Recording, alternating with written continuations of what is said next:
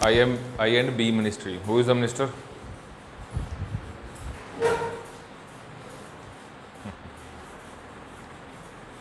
बहन तो मिनिस्ट्री करती है, मिनिस्टर का क्या काम है ना, साइन तो मिनिस्टर करता है, तो मिनिस्ट्री का क्या काम?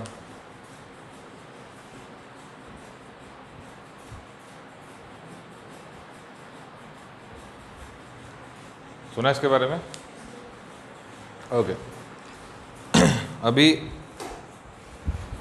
पिछले साल ही इंफॉर्मेशन टेक्नोलॉजी रूल्स पब्लिश किए गए थे, है ना, तो उसमें ऐसा ही कुछ बताया गया था। एक तो कंटेंट को रेगुलेट करने की बात की गई थी, और सोशल मीडिया जाइंट्स जैसे कि फेसबुक, गूगल, इंस्टाग्राम, है ना, ट्विटर, इन सब को भी गाइडलाइंस बताई गई थी कि भाई साहब अगर आपके कंटेंट को लेकर कोई कंप्लेन आता है तो आप क्या करेंगे, एक ग्रीवेंस रिड्रेसल सेल क्रिएट करेंगे कि जहाँ पे हम शिकायत दर्ज करा सकते हैं, और उस शिकायत को कुछ टाइम लिमिट के अंदर आपको क्या करना है, सॉल्व करना है। ठीक है, अगर वहाँ पे वो सॉल्व नहीं होती तो उसके ऊपर एक अथॉरिटी होनी चाहिए जो उसको देखेगी, और अगर वो भी नहीं कर पाती तो फिर हम एक्शन लेंगे आप पे। आपने पढ़ा है उन रूल्स के बारे में, information technology rules 2021 last year आए थे जनवरी फरवरी के टाइम पे, उनके बारे में पढ़ना, ठीक है, इम्पॉर्टेंट है।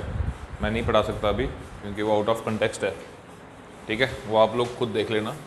उसको आप लिंक करेंगे जो सोशल मीडिया का टॉपिक हमने अभी किया डिस्कस, नहीं किया, नहीं, साइबर सिक्योरिटी, हाँ यस वही तो है, कमाल है, उसके साथ आप उसको लिंक करेंगे, ठीक है, कि उनमें किस बारे में बात की है और कौन सी रीजनेबल रिस्ट्रिक्शंस हैं। जैसे कि अभी आप बात कर रहे हो कि यूट्यूब पे चैनल्स बैन किए, क्या रीज़न? देखो डेमोक्रेसी में सबसे बात क्या होती है, सबसे बड़ी बात क्या होती है, अगर ये किंगडम होता, अगर ये महेशमती होता, बाहुबली या उसका दूसरा भलाल देव का रूल होता, तो वो उनकी मर्जी थी, जो राजा बोलेगा मेरा वचन ही है शासन, क्लियर, कि जो मैंने बोल दिया वो ही रूल है, ठीक है।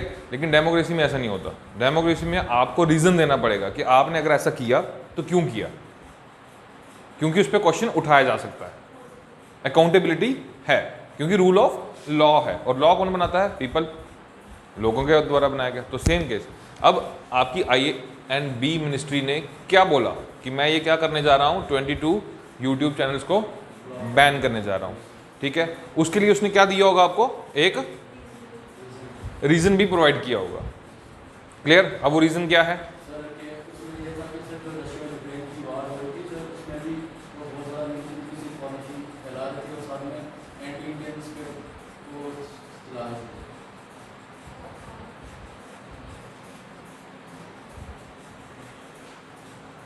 Public order and national security, ये उन्होंने रीज़न दिया कि ये नुकसान हो रहा है, हमारी नेशनल सिक्योरिटी को थ्रेट है, और हमारा पब्लिक ऑर्डर जो है डिस्टर्ब होने जा रहा है, तो हम क्या कर रहे हैं, ये 22 यूट्यूब चैनल को हम बैन कर रहे हैं।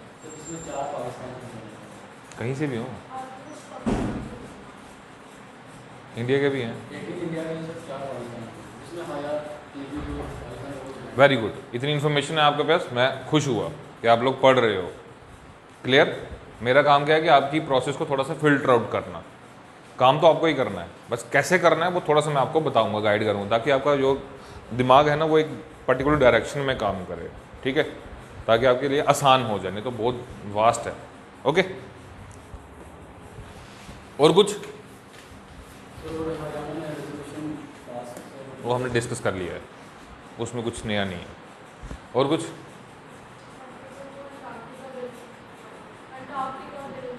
Yes, Antarctica bill, very good, उसमें क्या है?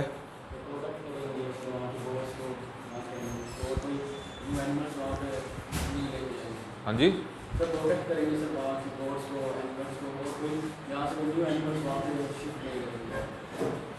अभी वो बिल है, पास नहीं हुआ है। सबसे पहले तो हम बात करेंगे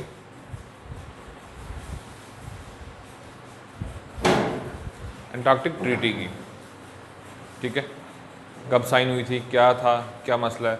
उसके बाद इंडिया ने कब ज्वाइन किया? इंडिया ने पहली अपनी एक्सपीडिशन, रिसर्च एक्सपीडिशन कब भेजी?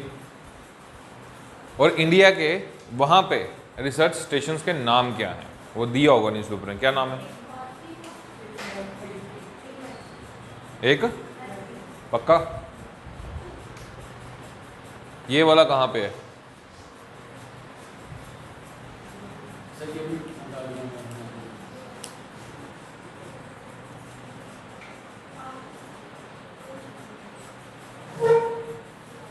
ये वाला ढूंढ के लाना कहाँ पे है, ठीक है।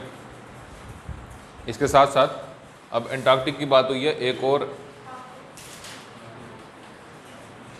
इसकी भी बात कर लेना, इसमें कौन कौन मेंबर हैं, क्लियर, ठीक है। उसके बाद ये हो गया बेसिक्स।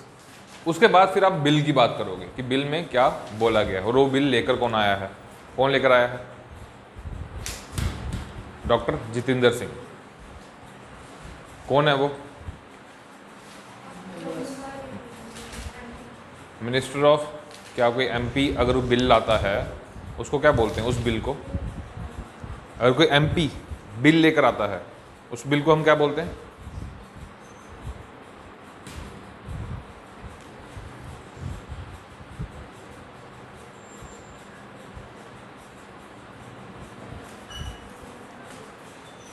और अगर कोई गवर्नमेंट का बंदा बोले तो मिनिस्टर या मिनिस्टर ऑफ स्टेट अगर कोई बिल लेकर आता है उसको हम क्या बोलते हैं? गवर्नमेंट का बिल।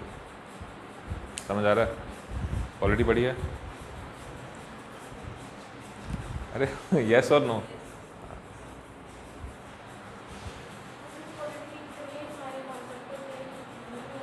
कोई बात नहीं, धीरज रखो, धीरे धीरे सब आ जाएगा। हमें भी ये चीज़ समझने में टाइम लगा, तो I am with you, don't worry, tension मत लो, बस कॉन्टीन्यूटी को मेंटेन रखो, ठीक है। हिम्मत मत हारो कि बहुत ज़्यादा है।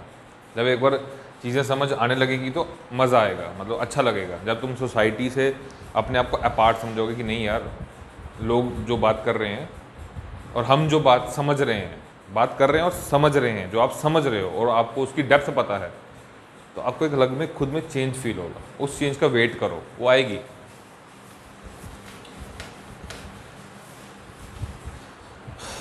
और कुछ?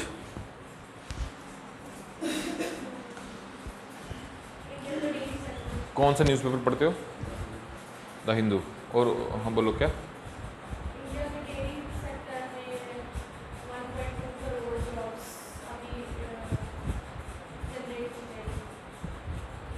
ये कोई बड़ा इशू नहीं है, जब होंगे उसके बाद इशू बने अभी नहीं, अभी तो बोल रहे हैं, तो सब बोल रहे हैं कि इतनी करोड़ आएगी, इतना करोड़ आएगा।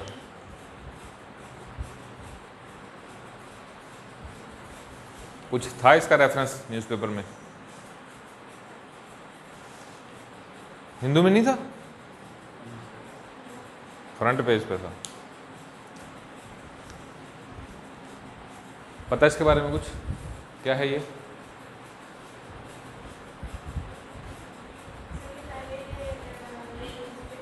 जानता हूँ मैं, नहीं पता, टेंशन मत ले।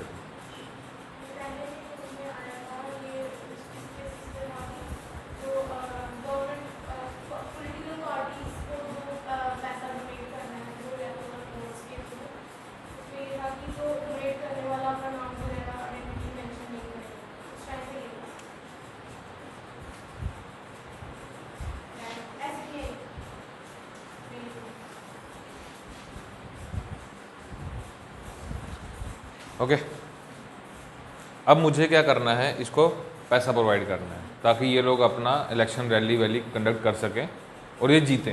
ये जीतेंगे तो फिर ये अच्छा काम करेंगे, ऐसा मैं सोचता हूँ, ठीक है। अब मुझे इनको पैसा प्रोवाइड करना है। इससे पहले हम कैश डोनेशन देते थे और वो एक ब्लैक मनी का सोर्स था, हम सब जानते थे।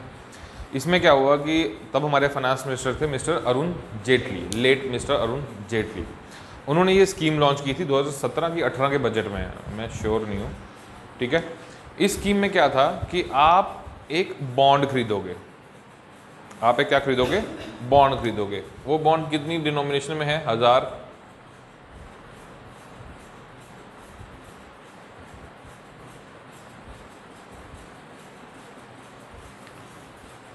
ऐसा ही कुछ, ठीक है, इसमें लिखा हुआ है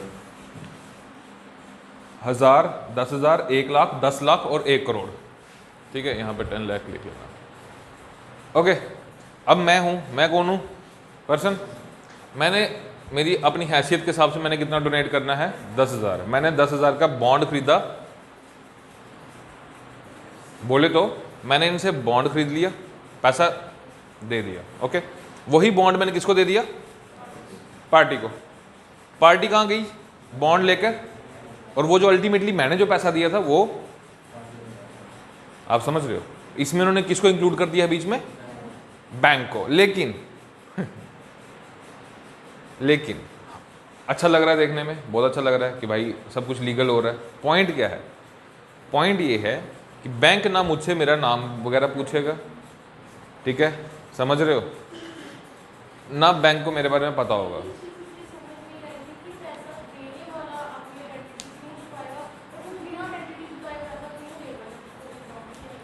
ये दिख रहा है,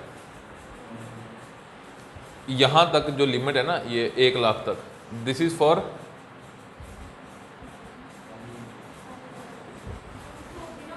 और ये बेचारे क्या करेंगे अपनी आइडेंटिटी छुपा के? सब जानते हैं उसको। आइडेंटिटी तो वो छुपाएगा कि जिसके पास बहुत ज़्यादा, ये वाला छुपाएगा। तो उसके लिए उन्होंने अच्छा एक प्रबंध करके रख दिया है, तो टेंशन मत ले, हम हैं तेरे को सेव करने के लिए, तो बस पैसा ला। Now got it.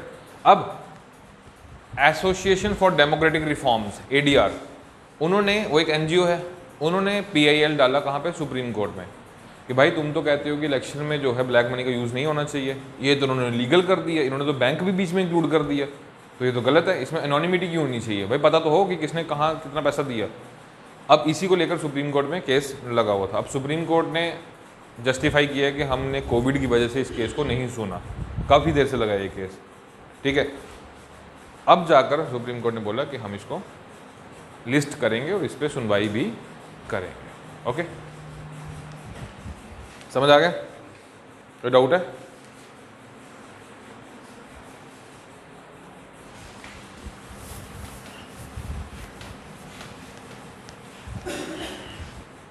Anything else?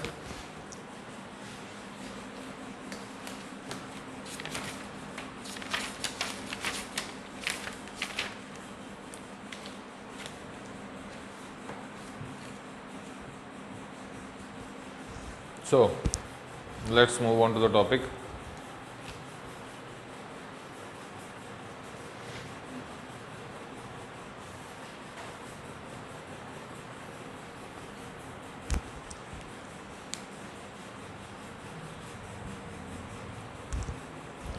Wireless होना चाहिए।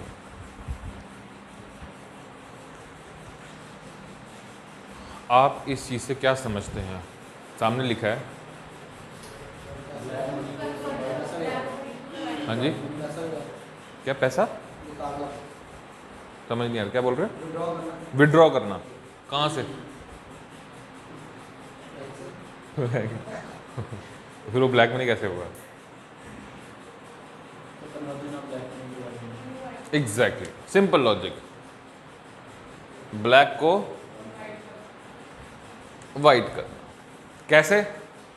पहली चीज, from one account to another. ऐसा क्यों करना है?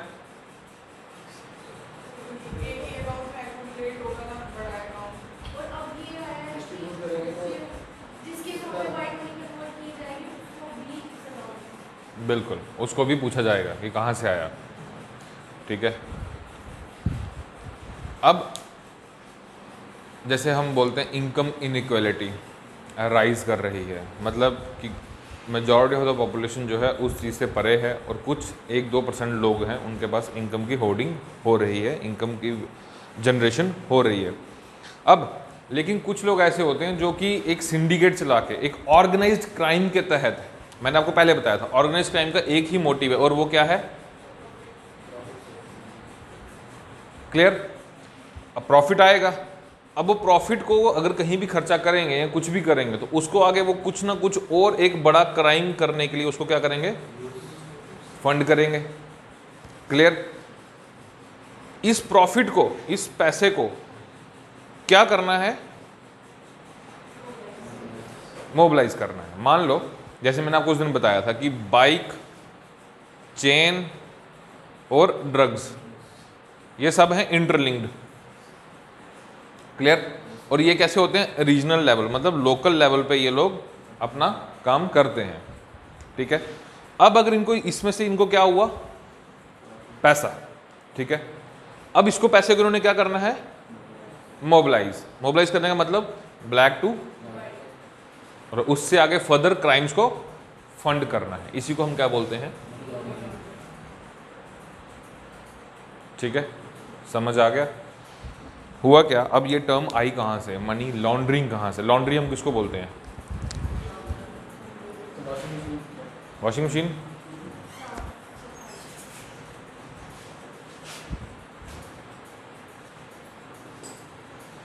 लॉन्ड्रिंग हम किसको बोलते हैं?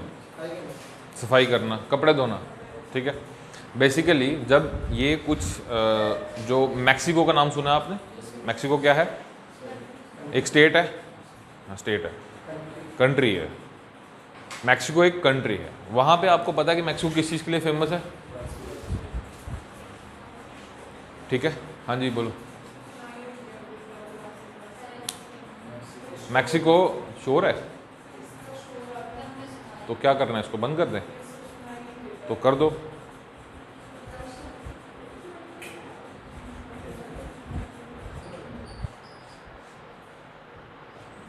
अब ठीक है, इसका तो नहीं आ रहा, इसको मैं बंद भी नहीं करने दूंगा।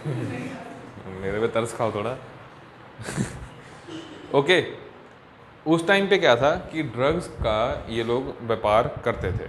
ठीक है, जब तक ये एक लोकल लेवल पे था तो इसको वो लोग थ्रेट मानते थे ओनली फॉर कि यार लोगों को ही नुकसान हो रहा है, कोई बात नहीं। लेकिन धीरे धीरे इस ड्रग्स की supply all over the world होने लगी। ठीक है, इसमें एक सिंडिकेट ड्रग जिसको हम बोलते हैं कार्टेल्स ऑर्गेनाइज हो गए। वो लोग ड्रग्स ट्रांसनेशनल बाउंड्रीज से पार करवाते थे, फिर आगे शिपिंग रूट्स के थ्रू बाकी ऑल ओवर द वर्ल्ड में वो ड्रग्स सप्लाई होते थे। जब ये ड्रग्स कार्टेल बन गया, ठीक है, ये अब क्या हो गया? ये एक बहुत बड़ा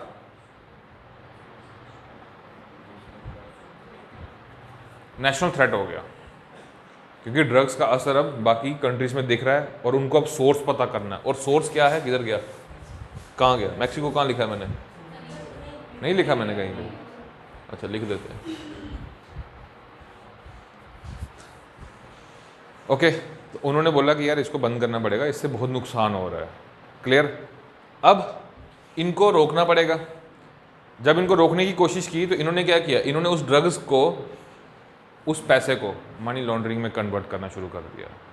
माइक्रो इंस्टॉलमेंट्स में ये लोग पैसा देने लगे। ठीक है, यहीं से अब जिन लोगों के पास अच्छा खासा पैसा हो गया था ड्रग्स बेचकर, उन्होंने क्या किया? अब उनको फंस गए, उनको अपना पैसा क्या करना था? Black to white. उन्होंने क्या किया? उन्होंने कैसीनोज खोले, लास वेगास, गोवा, है ना, और भी हैं कुछ जैसे वो एम्स्टरडैम वगैरह, ये सब यहाँ पे उन्होंने कैसीनोज खोले। उन कैसीनोज में क्या होता था? एक वेंडिंग मशीन होती थी जिसमें आप कॉइन डालते हो और आपको सामान मिलता है। ठीक है, और इनके पास जो पैसा उस टाइम एकोमुलेट हो गया था वो सारा in the form of coins हो गया था।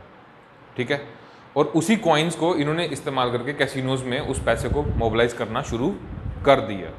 ठीक है, उसी से वो पैसा ब्लैक से वाइट होने लग गया। उसके बाद कुछ लोग और थे, उन्होंने क्या किया? उन्होंने साउथ ईस्ट एशियन कंट्रीज़ में जैसे कोरिया, जापान, फिलीपींस, इधर उन्होंने क्या किया? बड़ी बड़ी,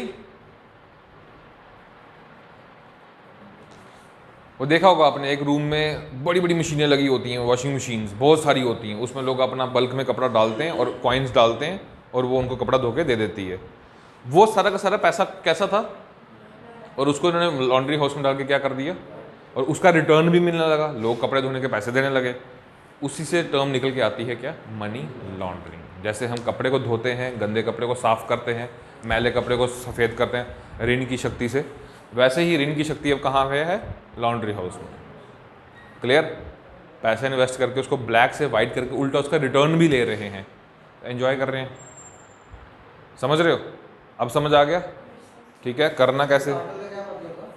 कार्टेल सर एक सिंडिकेट जिसको हम बोलते हैं। जैसे मतलब जैसे मान लो कि मेरा खेत है, उसमें मैं भांग उगा रहा हूँ।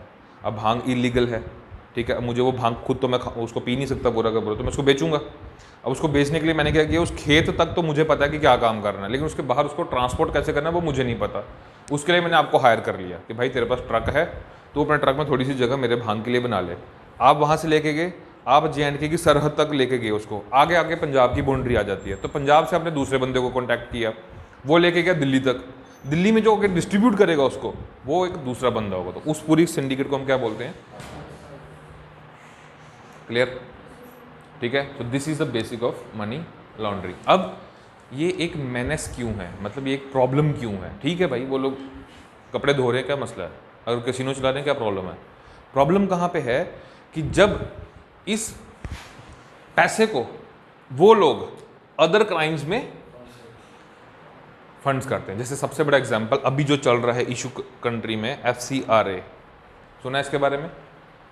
अभी बताता हूँ, सुना हो सबने होगा। अभी अभी होम मिनिस्ट्री ने नोटिफिकेशन जारी किया कि जितने भी NGOs हैं, जितनी भी चैरिटेबल ऑर्गेनाइजेशंस हैं, वो भाई रजिस्टर करो और हमें बताओ कि पैसा कहाँ से आ रहा है।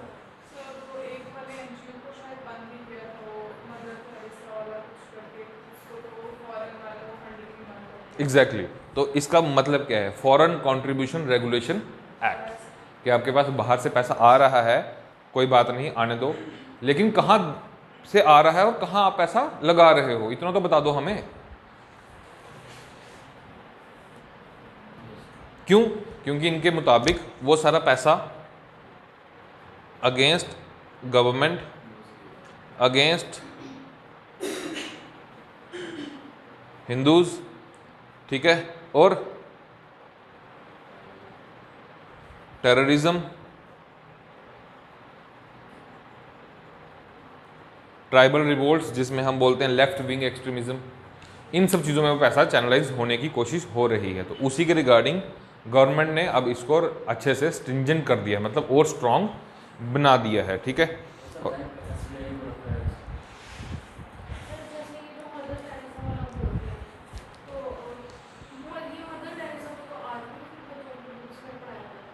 क्या?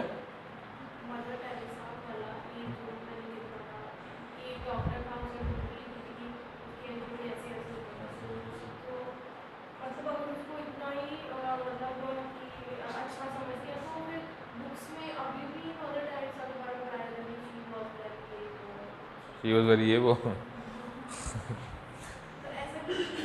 देखो ये पॉलिटिकल है और थोड़ा कंट्रोवर्शियल है, मैं इस पर कमेंट नहीं कर सकता, आई एम सॉरी, सामने यूट्यूब पे आ रहा है मेरा ठीक है, तो ऑफ द रिकॉर्ड कभी बात करेंगे इस पर, लेकिन देखो वो लीव दैट अपार्ट, ठीक है, we are talking about something else right now, okay, वो सब अलग अलग बात है।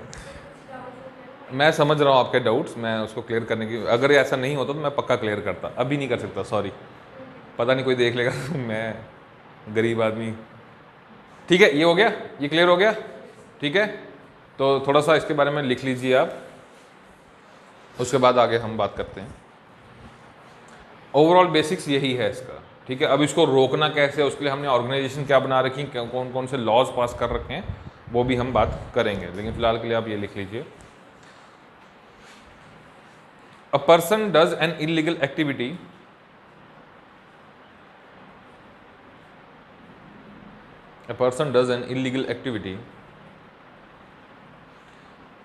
to generate illegal wealth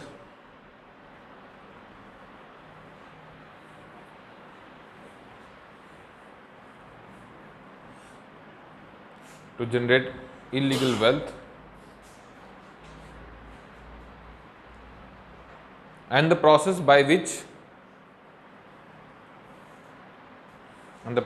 which he converts illegal wealth into legal wealth,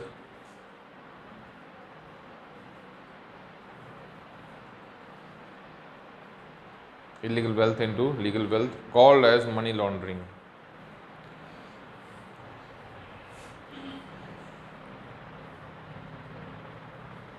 ठीक है, नेक्स्ट लिखो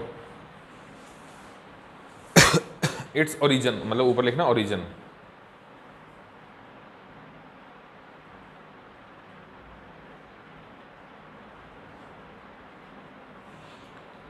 Its origin traced back to 4000 BC in China. 4000 BC in China.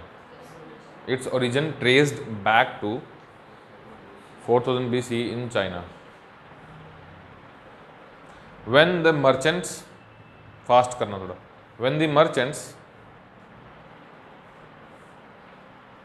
hoarded लिख रहा हूँ hoarded the tax money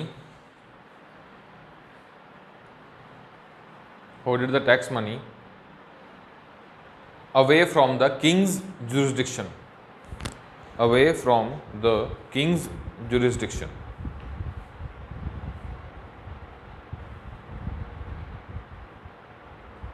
clear? Same logic, लेकिन ये कब से हो रहा है? बहुत सालों से, ठीक है। जब किंग टैक्स डिमांड करता था तो अब वेल्थ, जो मर्चेंट होते हैं, जो पैसा बिजनेसमैन ही करते हैं इधर उधर, अब उन्होंने क्या किया, उन्होंने टैक्स मनी को अपनी सेल्स को कम दिखाकर बताया कि सेल्स तो हुई नहीं भाई साहब, कहाँ से होगा, कहाँ से दें पैसा। वही हाल जो आज है, जो हम देखते हैं, ये उन्होंने तब से करते आ रहे हैं, ठीक है। तो अपनी वो उस मनी को उन्होंने जहाँ होल्ड करना शुरू कर दिया, दैट इज मनी लॉन्ड्रिंग, वहीं से स्टार्ट हुआ है। Okay, next, this activity finally got transformed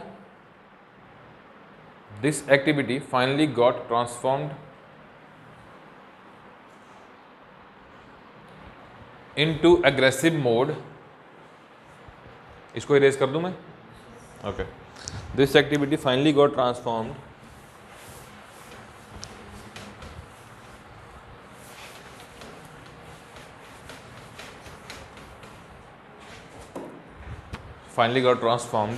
into aggressive mode in 20th century in US.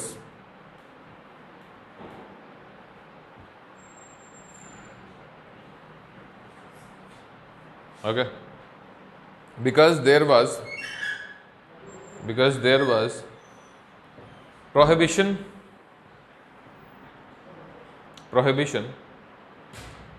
on sale of alcohol.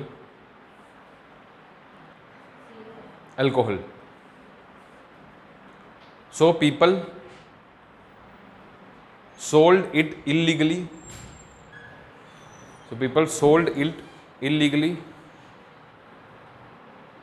And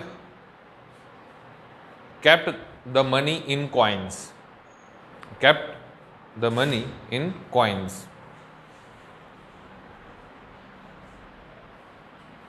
And these were all illegal coins.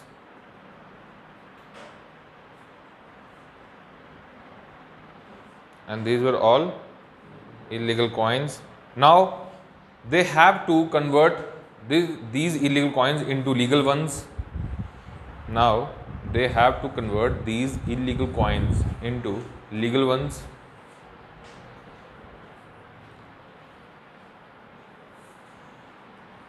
So they started businesses like casino.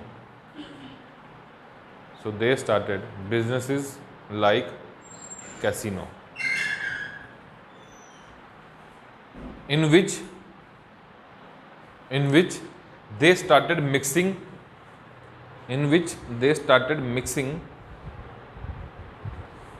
illegal coins with the legal ones.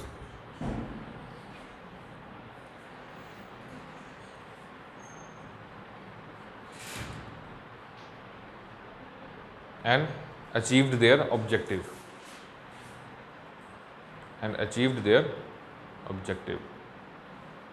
समझ आ गया? ठीक है। उसके बाद उन्होंने और क्या business start किया? Automated car wash. वो आपने देखा होगा, वो गाड़ी लगा देता है, ऊपर से वो ब्रश वगैरह सब मूव कर रहा होता है, गाड़ी अपने आप वॉश हो जाता है। तो उस मशीन को लगाने के इलीगल कॉइन्स थी, उन्हीं कॉइन्स के सहारे उन्होंने वो सारा का सारा बिजनेस सेट किया। तो next point, they also started automated car machine wash.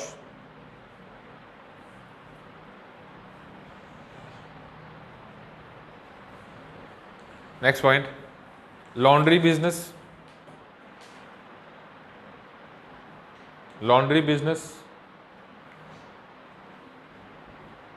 And by this term came out as money laundering.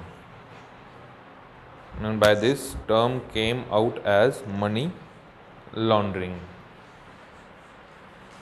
Clear? अभी तक इसमें सिर्फ एक या दो बार ही क्वेश्चन पूछा गया है इस टॉपिक पे, ठीक है, मनी लॉन्ड्रिंग पे। एक बार 2013 में पूछा गया था, एक बार अभी शायद रिसेंटली पूछा गया है मेंस में। प्री का नहीं बनता है। सिक्योरिटी इश्यूज IR ये सब प्री में पूछे जाते हैं, लेकिन किसी और एस्पेक्ट में। जैसे अभी यूक्रेन रशिया की वॉर हो रही है, तो उसके आसपास की बॉर्डर बॉडीज़ को आपको देखना है। यूक्रेन का बॉर्डर किस किस कंट्री के साथ लगता है वो देखना है, रशिया का बॉर्डर कहाँ कहाँ लगता है वो देखना है, फिर कोई और मेजर कोई पास्ट में कुछ हुआ होगा तो वो आपको देखना है। तो इस हिसाब से, ठीक है, जैसे सी ऑफ एज़ोव को कौन कौन से बॉर्डर टच करते हैं वो बता देगा, उनकी कैपिटल्स को नॉर्थ टू साउथ लगा दो, जो जो कंट्रीज़ हैं वो पूछ लेगा। इस तरह से पूछे जाते हैं प्री में क्वेश्चन, ट्रिकी क्वेश्चन। मेंस में डायरेक्ट क्वेश्चन आएगा। क्लियर? नेक्स्ट लिखो,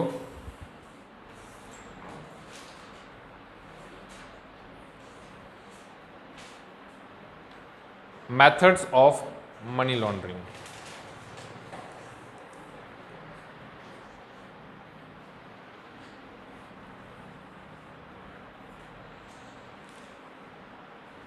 पहला है प्लेसमेंट।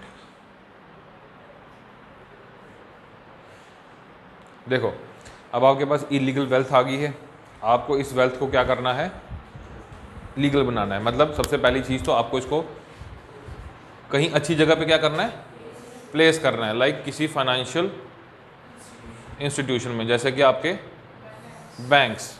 क्लियर? इसका सबसे बड़ा एग्जांपल, डीमोनेटाइजेशन के बाद 4000 की लिमिट लगाई गई। क्लियर? लोगों ने 500 रुपये पे लोगों को हायर किया कि यार मेरी जगह लाइन पे लग जा और मेरे पैसे ले लो, 20,000 पे ले ले, 4,000 तू ले ले, 4,000 तू ले ले, 4,000 तू ले ले, तो 5 बंदे लाइन में लगा दिए। ठीक है, उसके बाद गवर्नमेंट ने क्या किया था, उनके हाथों पे क्या लगाना शुरू कर दिया था, इंक, है ना, ये हुआ ना, क्योंकि प्लान्ड नहीं था, इल प्लान्ड था सारा का सारा, वो तो समझ नहीं आया इनको कि कैसे करना है। इसी वजह से सारा का सारा जो ब्लैक मनी था वो भी वाइट हो गया था। ठीक है, इसको हम क्या बोलते हैं, जैसे मैंने अभी बताया कि 20,000 को 5 बंदों में डिवाइड कर दिया, इस पॉइंट को हम क्या बोलते हैं, स्मर्फिंग। मतलब कि उनको माइक्रो इंस्टॉलमेंट्स में कन्वर्ट कर देना, बड़ा अमाउंट नहीं एक ही बार में लेके जाना बैंक में, कम, जहां तक आपका क्या नहीं मांगा जाए आपसे, 50,000 का आप कुछ भी करोगे तो आपको इसकी डिटेल देनी पड़ती है, 20, 30, 40 तक आपको डिटेल नहीं देनी पड़ती। तो ऐसे ही काम करो, अगर 10 लाख रुपए पड़ा है तो 40-40 हज़ार करके डिपॉजिट करते जाओ। ठीक है, तो वो अपने आप वाइट हो जाएगा, टेंशन लेने की ज़रूरत नहीं है। तो इसको क्या बोलते हैं हम लोग, स्मर्फिंग। क्लियर? लिखो, प्लेसमेंट लिखा ना आपने, ओके।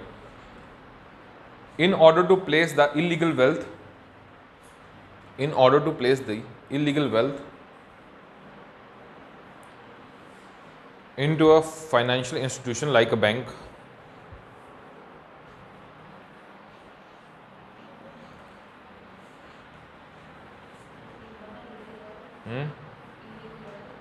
क्या, illegal wealth into a financial institution like bank,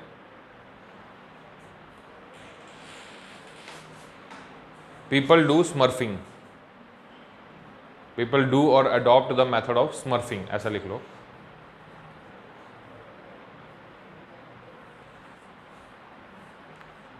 which is breakdown of cash into, which is breakdown of cash into smaller amounts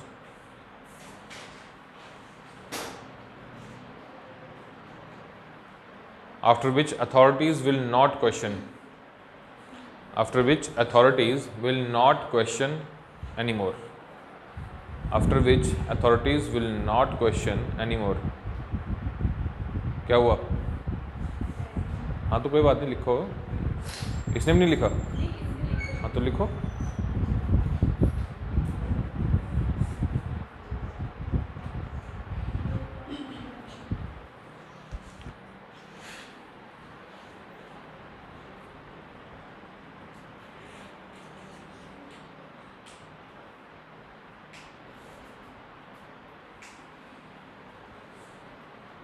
ठीक है, हो गया।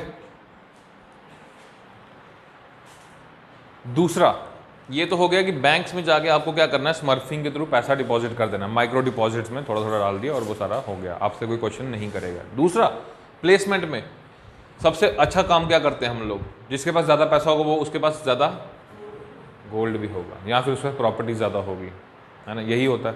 तो वो क्या करेगा, गोल्ड खरीद लेगा। गोल्ड खरीदने का सबसे बड़ा फायदा क्या होता है, इसमें क्या जनरेट होता है, बिल जनरेट हुआ, और वो बिल अगर आपने बैंक को दिखा दिया कि भाई साहब देखो मैंने वो खरीदा है, तो जब बिल ही जनरेट होगा तो उसमें क्वेश्चन नहीं, क्योंकि बिल जनरेट होगा तो आपको क्या देना पड़ेगा, तो फिर आपका वो पैसा लीगल हो गया। समझ आया? ज़्यादा गोल्ड आपके पास नहीं है? सब कुछ होता है, ये दिखता है शादियों में। देखो, डीमोनेटाइजेशन के टाइम पे दिल्ली में लोगों ने क्या किया था, अपने ब्लैक मनी को सबसे पहले उन्होंने जाके क्या किया था, क्या खरीदा था, गोल्ड खरीदा था। और उसके बाद कुछ लोगों ने रियल इस्टेट में, मतलब प्रॉपर्टी, इसके दाम काफ़ी गिर गए थे। क्यों गिर गए थे? क्योंकि इनको ये भी सारा धंधा किस पे चलता है, इलीगल वेल्थ पे ही चलता है। अब इनको क्या चाहिए था, और लोगों के पास कैश था नहीं, समझ रहे हो, लोगों के पास कैश था नहीं। इन्होंने बोला कि भाई जो भी कैश लाएगा, नया कैश, पुराना नहीं, नया कैश, नए 500 और 2000 के नोट, तो उसको हम सस्ते में ही प्रॉपर्टी दे देंगे, बस हमें क्या दे दो आप लोग, कैश दे दो। और वही हाल यहाँ पे हुआ, इसकी डिमांड सडनली राइज कर गई। लोग क्या कर रहे थे, अपना पुराना कैश कहाँ लेके जा रहे थे, इनके पास, और ये लोग उसको गोल्ड में कन्वर्ट कर रहे थे। समझ रहे? चलो लिखो।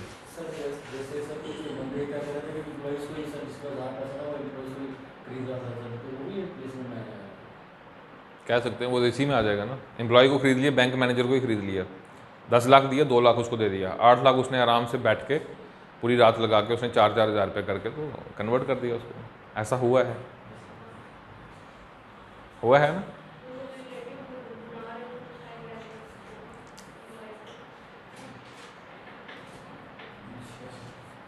अहमदाबाद कोऑपरेटिव बैंक 750 करोड़ एक दिन में इसका कन्वर्ट हुआ था।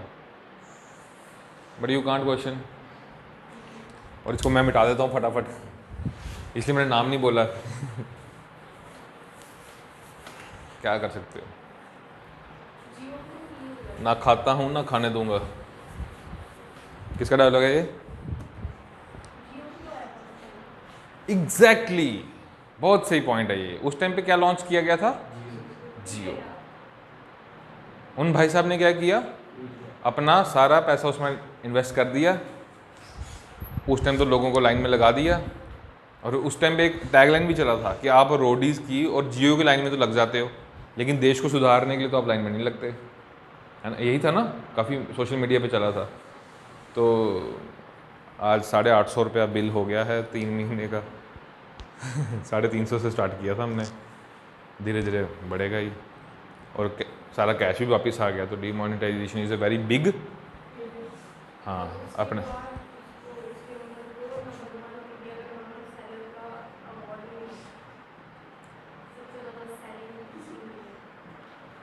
भाई जब है ही उनका, तो मतलब वो कहते हैं ना कि अब शीशे में खड़े होकर खुद की पूजा कर रहे हैं, वो हाल है। क्या कह सकते हो।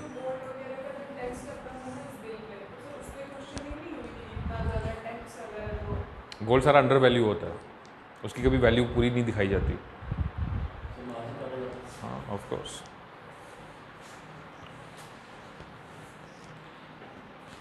चलो ये लिख लिया, ये गोल्ड वाला लिख लिया ना, इसका कुछ लिखने वाला है नहीं, बस वही है, ऐसा ही है, ठीक है। नेक्स्ट जो पॉइंट है दैट इज लेयरिंग। पहला था प्लेसमेंट, दूसरा layering.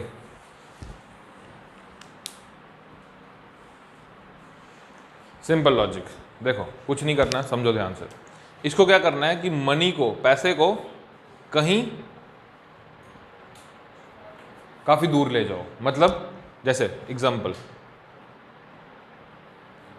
UAE it's a country,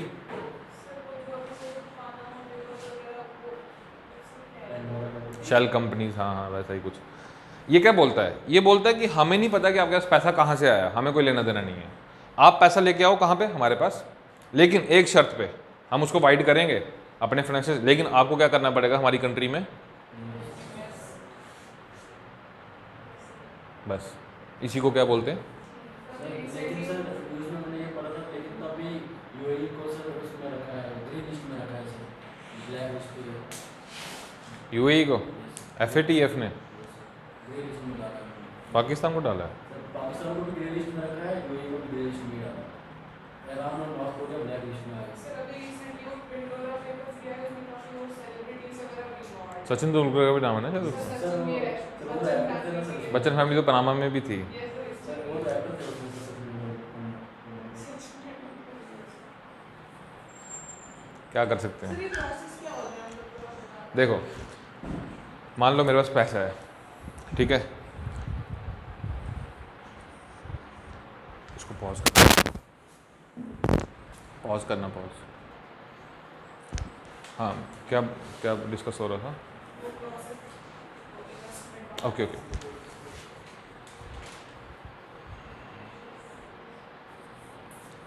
okay, India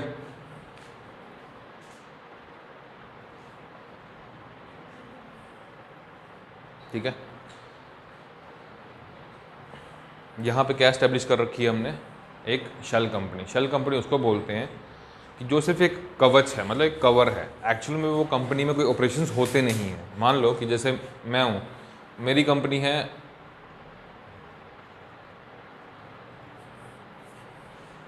ठीक है, ये कंपनी मैंने एस्टेब्लिश कर रखी है। क्यों? क्योंकि सिंगापुर मुझे अलाउ करता है कि ऐसी एक एंटिटी क्रिएट करने को। वहाँ का कानून ये कहता है कि आप कोई भी कंपनी आके खोल सकते हो, हम नहीं पूछेंगे कि आप क्या कर रहे हो क्या नहीं कर रहे हो। क्लियर? मैं इंडिया से उठ के गया, मैंने उनको बोला कि भैया मेरे को कंपनी खोली, उन्होंने बोला खोल ले, मैंने खोल दी। ठीक है, सेम कंसेप्ट यहाँ पे कि ठीक है तू पैसा लेके रहा, लेकिन यहाँ पे क्या करना पड़ेगा? ये भी यही बोलता है, तू पैसा लेके आ, यहाँ पे जो करना है कर, हम तेरे को अलो करेंगे, लेकिन तू पैसा यहाँ पे इन्वेस्ट करेगा। ठीक है, अब जो पनामा पेपर में हुआ था उसमें क्या हुआ था? उसमें यही हुआ था कि पनामा में जाके इन्होंने अपनी क्या खोली थी, यही शेल कंपनीज। ठीक है, ये इंडिया में ये शो करते थे कि हम अपना पैसा कहाँ भेज रहे हैं, कोई कंपनी में इन्वेस्ट कर रहे हैं, हमारी कंपनी चल रही है, हम वहाँ पे पैसा भेज रहे हैं और वो वहाँ से अर्न कर रही है, ये कंपनी वहाँ पे क्या कर रही है, अर्न कर रही है, और वही अर्निंग हम कहाँ लेकर आ रहे हैं। समझ आ गया? सर इसीलिए सर सिंगापुर बहुत ज़्यादा इन्वेस्टर इंडिया में है, सेकंड नंबर यूएस से आता है। उनका खुद का है क्या, इतना सा है वो, तो यही सब काम करना, क्या करना है, ट्रू फेस ऑफ कैपिटलिज्म ऐसा बोल लो उसको, ऐसा कह सकते हैं of the record. I am not against capitalism. ठीक है,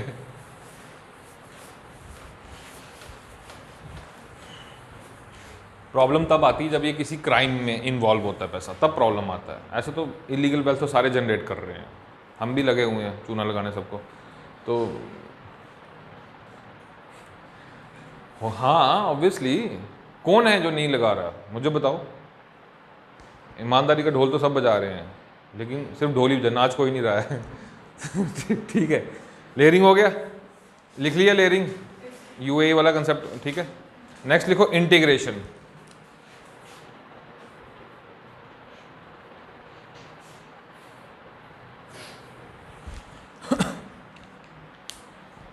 सेम लॉजिक अभी मैंने बताया, जो कि हमने भाई वहाँ कंपनी खोल ली है, वहाँ पैसा भेज रहे हैं, अब वहीं से पैसा क्या आ रहा है वापस हमारी, तो इंटीग्रेशन का मतलब कि वापस अपनी इकॉनमी में वो पैसे को लेकर आना, क्योंकि अल्टीमेटली मोटिव क्या है, ब्लैक को ऐसे ही होता है। ठीक है, लिखो money integrates back into the economy,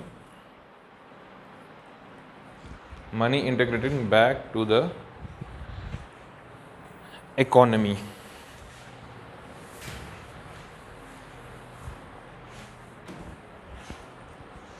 ठीक है, एग्जाम्पल पी नोट्स,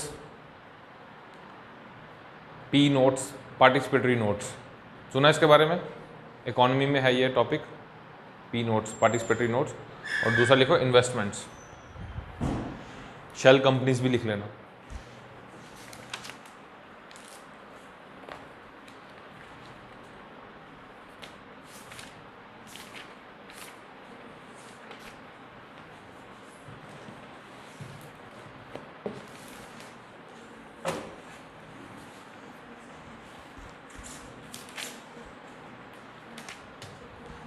ठीक है।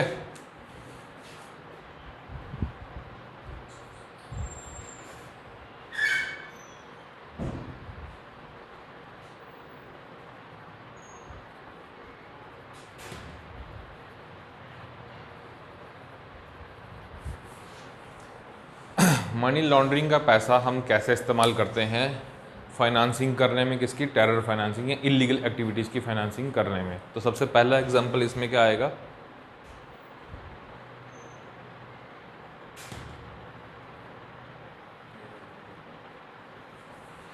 चैरिटेबल ऑर्गेनाइजेशंस, बता दिए मैंने आपको पहले ही, ठीक है। ये अब ऑर्डर बना रहे हैं हम लोग। इसी के साथ आप क्या करोगे, घर जाके FCRA की जो रिसेंट गाइडलाइंस आई हैं उनको आप नोट डाउन करोगे, ठीक है। उसके बाद दूसरा ऑप्शन क्या होता है हमारे पास?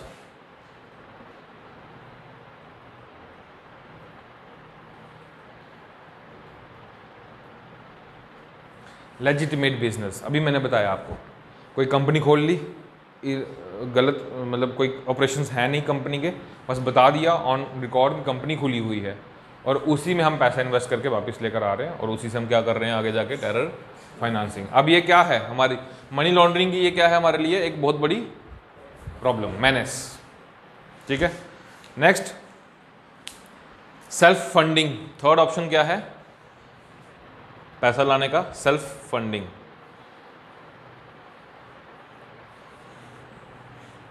ठीक है, मैंने अपना एक ग्रुप क्रिएट कर लिया, उसमें बोला कि भाई मेरे को फंड करो, मेरा ये ऑब्जेक्टिव है, मैं इसको पूरा करने जा रहा हूँ, ठीक है। तो उन्होंने पैसा देना शुरू कर दिया। ऐसा होता है जनरल। थर्ड लिखो, सॉरी फोर्थ लिखो, ड्रग ट्रैफिकिंग।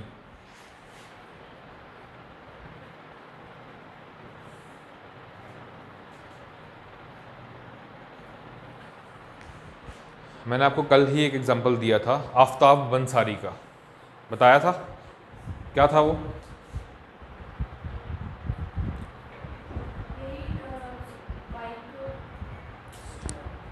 आफ्ताब बंसारी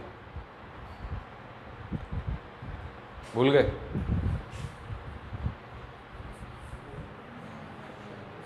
क्या 9/11 है? अटैक। अच्छा, फिर आफ्ताब बंसारी का क्या लिंक है इसके साथ? मास्टरमाइंड तो ये था। उसके कहने पे उसके अंडर वो था कौन? आफ्ताब बंसारी था कौन? वो तुम लोग घर जाकर रिवाइज नहीं करते हो? हाँ हाँ, वही तो किया था, लेकिन आपने पूछना था, ऐसा थोड़ी किया था हमने। हमने तो खुद के लिए किया था।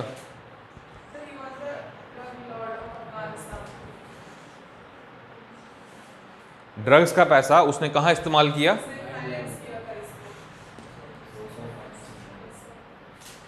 समझ आ गया? कॉपी खोलते हो घर जाके? कौन सी वाली? कौन सी वाली?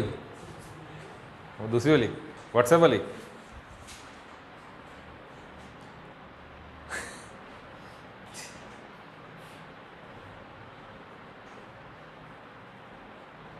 Next, credit card fraud.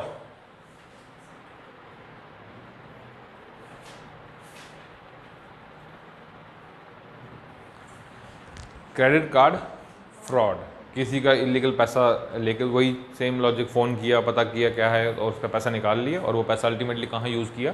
Terror financing में, ठीक है। Next, extortion.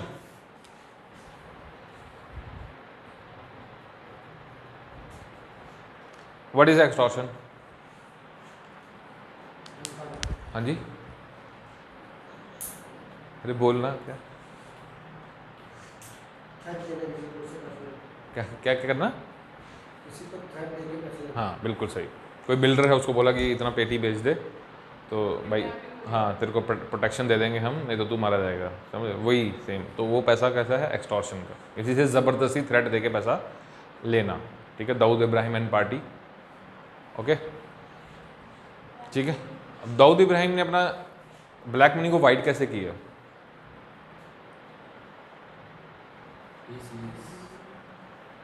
सुना इसके बारे में?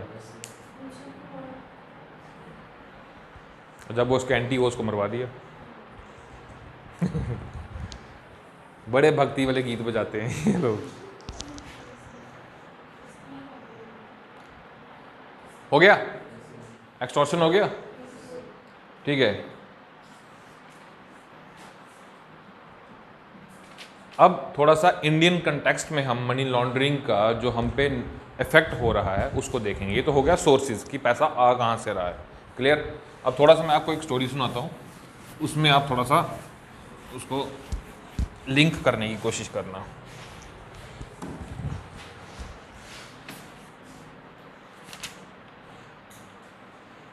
ऑलराइट, सो अभी इंडिया में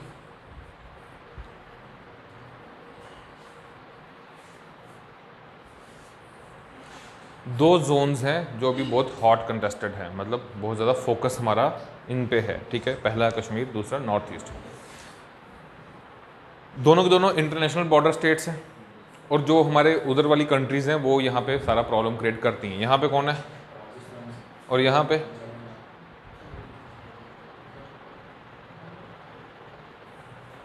क्लियर। यहाँ पे डायरेक्ट थ्रेट है किसको,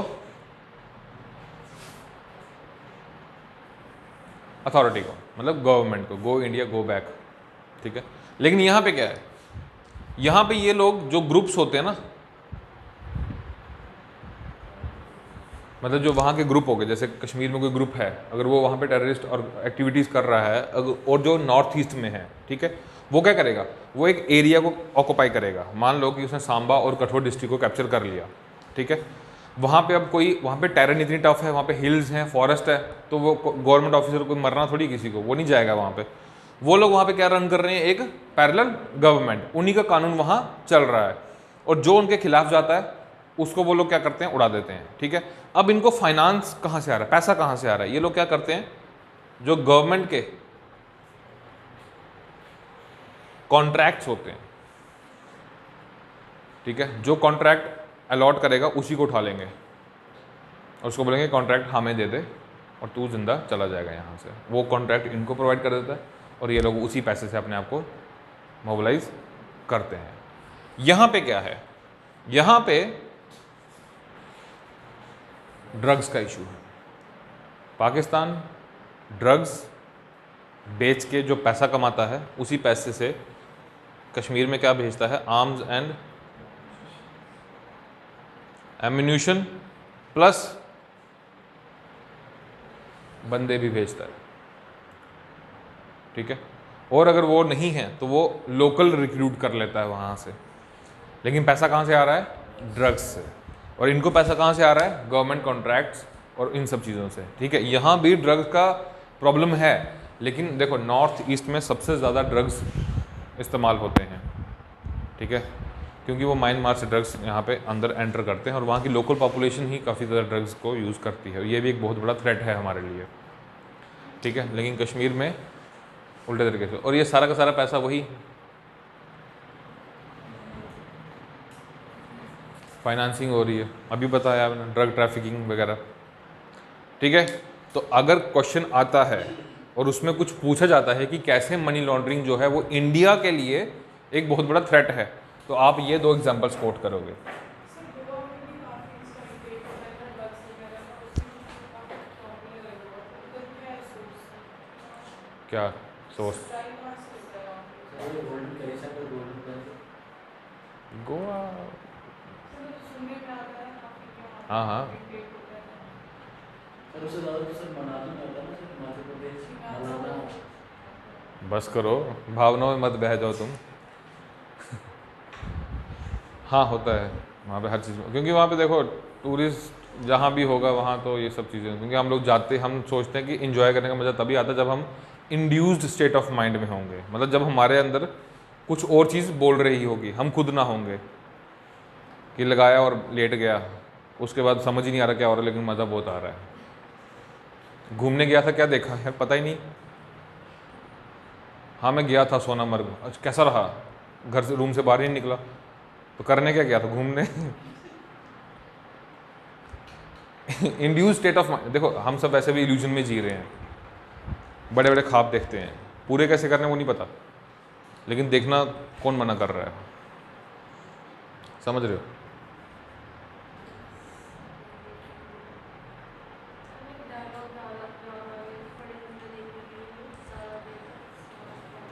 ज़्यादा देर तक सोना पड़ता है। और डॉक्टर APJ अब्दुल कलाम कहते हैं कि सोना नहीं है, जिनके सपने बड़े होते हैं सोने ना दें। देखो कॉन्ट्राडिक्टरी स्टेटमेंट है।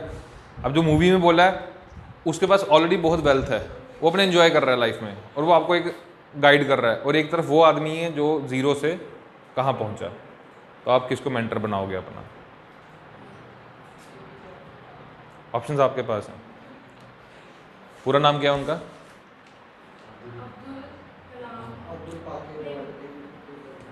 क्या बात है, वेरी गुड, बहुत अच्छे। ठीक है, तीसरा इशू यहां पे क्या है कि पैसे कहां से आ रहे हैं?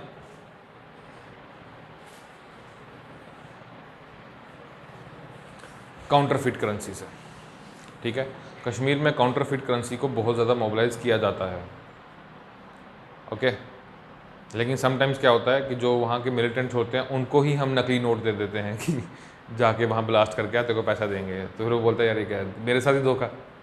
तो फिर वो एंटी हो जाता है इनके कि मैं पुलिस को बता दूंगा कि तुम लोगों ने गलत किया। मतलब ऐसा है, this is not a joke, बहुत ग्रेव सिचुएशन है वहाँ पे, बहुत ज़्यादा प्रॉब्लम है वहाँ पे। ठीक है, प्रमोशंस कराने के लिए वहाँ पे ऐसे लोग सर ये कैमरा में है काम से बताया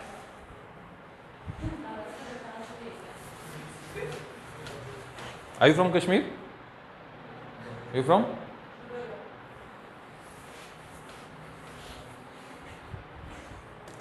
Anybody from Kashmir here? You from Kashmir? Which district? Udi, Baramulla.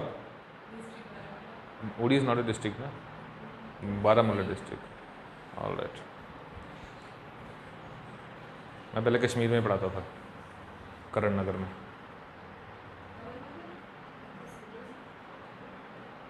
The mission ISKS civil services academy, वो है ना वो गोल चौक, गोल मार्केट वाला चौक, वहीं पे। लाल चौक बोलते हैं उसको, लाल चौक नहीं बोलते उसको। नो, मेडिकल कॉलेज देखा है करण नगर, जहाँ पे हॉस्पिटल है बहुत बड़ा, वहीं पे।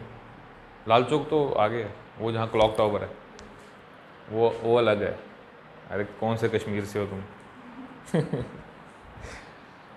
ओके, ये हो गया। अब हम बात करेंगे, प्रॉब्लम डिस्कस कर लिया, इंट्रोडक्शन डिस्कस कर लिया, अब उसका सोल्यूशन कि हमने हल क्या किया है अभी तक, मेजर्स क्या क्या उठाए हैं। ठीक है, पहले करेंगे बात इंटरनेशनल लेवल पे हमने क्या क्या इश्यूज रेज किए हैं, फिर हम बात करेंगे इंडिया में हमने क्या क्या इसके रिगार्डिंग हमने किया है। ठीक है, थोड़ा थोड़ा इंट्रोडक्शन लेंगे इनसे। सबसे पहले इंटरनेशनल अगर हम बात करेंगे तो सबसे पहले हम किसकी बात करेंगे?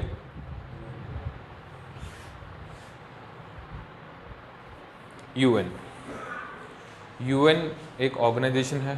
कितनी बॉडीज हैं UN की? कौन कौन सी?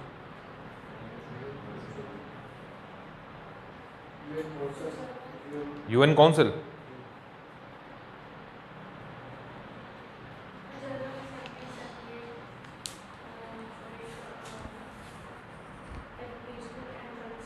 बोलना, आज तू क्यों चुप है? ट्रस्टीशिप काउंसिल, कल पता करके आना। ठीक है, UN ने सबसे पहले एक इनिशिएटिव लिया है, उसके बारे में लिखेंगे। काउंटर लिखो, counter terrorism implementation task force, counter terrorism implementation task force, CTITF।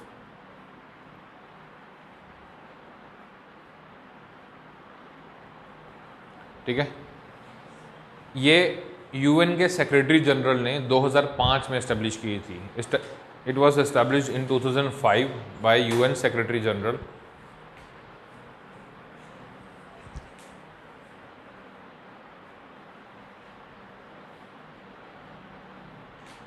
और मोटो क्या है वो आप खुद ही पढ़ो कि क्या लिखवाया मैंने।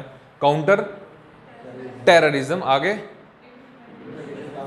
टास्क फोर्स, मतलब कि अब देखो बात किसकी हो रही है, और UN में सारे के सारे कंट्रीज मेंबर हैं, क्लियर। तो ये उन सबको एक पर्टिकुलर फ्रेमवर्क के तहत बोलता है कि आप सब कोऑर्डिनेट करके टेररिज्म को काउंटर करो। अगर आपके पास कोई इनपुट है तो आप दूसरी कंट्री को भी इनपुट प्रोवाइड करो, उसको भी प्रोवाइड करो, ताकि वो भी बच जाए इस चीज़ से। क्लियर? इंटेलिजेंस शेयर करना, तो ये इस फ्रेमवर्क के तहत ये लोग ऐसा काम करते हैं, यूएन के मेंबर स्टेट्स। लिखो, the goal is to ensure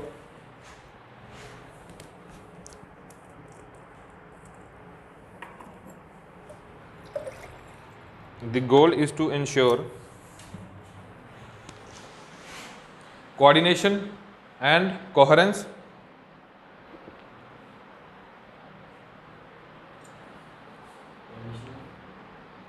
COHERENCE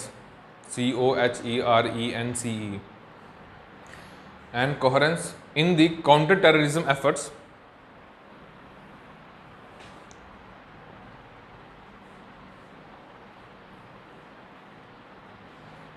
of UN system।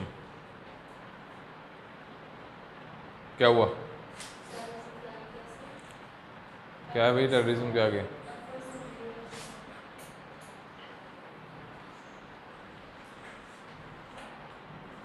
It is chaired by senior UN official।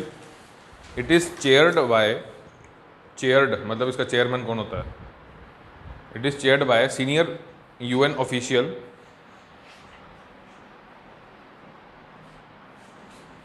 and consists of 25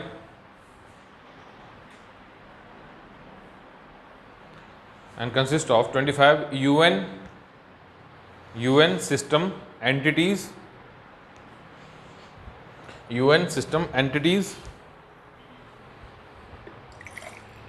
and Interpol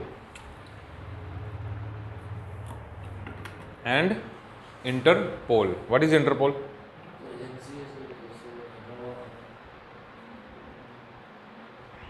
Interpol क्या है? पोल, थोड़ा जोर से बोल।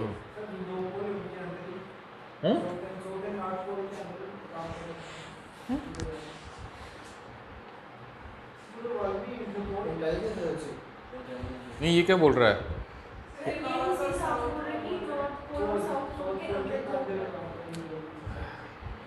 भाई यार,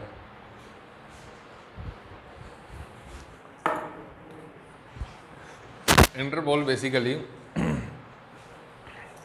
जितनी भी हमारी इन्वेस्टिगेशन एजेंसीज हैं ना, वो लोग आपस में कनेक्टेड रहते हैं, ठीक है, और वो उसमें बताती रहती हैं कि क्या हुआ। जैसे अभी हमारा वो फ्यूजिटिव था, क्या नाम था उसका?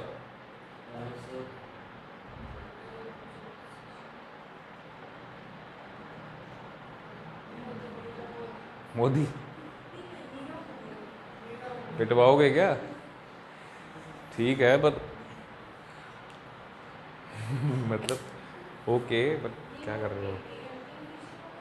नैनन, ये वो है स्टेला डायमंड वाला,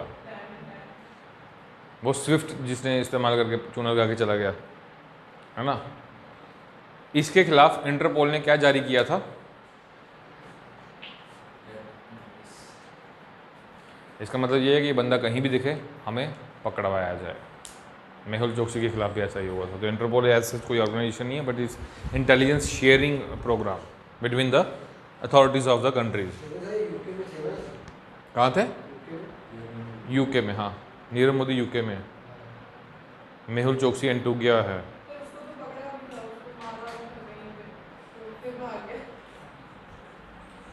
ठीक है, नेक्स्ट लिखो, काउंटर टेररिज्म कमेटी। इसी में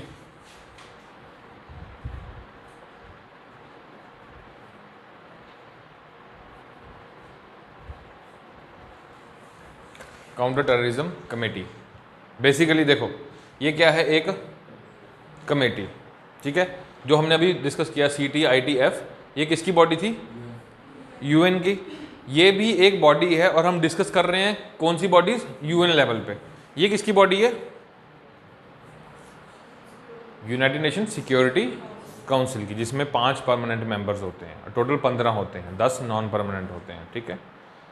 बेसिकली जब 9/11 हुआ था उसके बाद इसने ये कमेटी बनाई, और इस कमेटी की सबसे खास बात, इसमें एक लिस्ट होती है। जिसमें हम टेररिस्ट को इंक्लूड करते हैं, जैसे मसूद अजहर है ना, उसका नाम भाई साहब वो यूनाइटेड नेशन सिक्योरिटी काउंसिल की लिस्ट में है। सर ये 9/11 को भी लगेंगे, मास्टरमाइंड था, और 26/11 भी लगेंगे। 26/11 का कौन था? नहीं 26/11 में, 26/11 कौन है? वो तो ताज अटैक है ना 26/11। 9/11 तो वो है WTC वाला, वर्ल्ड ट्रेड सेंटर वाला। हाँ अलग अलग है दोनों। 9/11 का मास्टरमाइंड था वो, 9/11 ही है ना वो वर्ल्ड ट्रेड सेंटर वाला। हाँ वही उसका मास्टरमाइंड। उस अटैक के बाद यूनाइटेड नेशन सिक्योरिटी काउंसिल ने ये कमेटी बनाई, और इस कमेटी में वही काउंटर टेररिज्म, लेकिन इसमें तो फ्रेमवर्क था, इसमें तो वो काम कैसे करना है सब कंट्रीज को वो बताया था। इसमें उन्होंने क्या बनाई, एक लिस्ट कि जिसमें हमने किसी बंदी को इंक्लूड कर दिया और उस पर हमने सैंक्शंस लगा दिए, अब उसको कोई भी फंड नहीं कर सकता। अल्टीमेटली रोकनी क्या है, फंडिंग, तभी टेररिज्म रुकेगा। समझ आया? ठीक है। और देखो अभी एक इशू था कि चाइना जब भी इंडिया मसूद अजहर को लेकर रेजोल्यूशन लाता था तो चाइना उस पर वीटो कर देता था। चाइना बोलता था कि नहीं नहीं नहीं ये नहीं, इसको नहीं डालना, हमने किस में नहीं डालना, लिस्ट में नहीं डालना। वो लिस्ट कब आई थी? 9/11 के अटैक के बाद। क्लियर? इसको लिखोगे? लिख लिया? लिख लिया? नहीं लिखा? लिखो। CTC is a subsidiary body of the CTC is a subsidiary body of the UNSC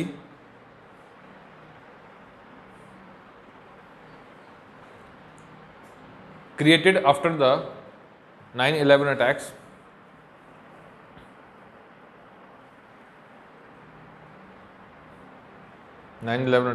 Through the resolution of 1373.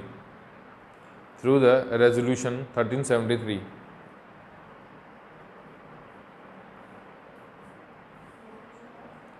Resolution 1373.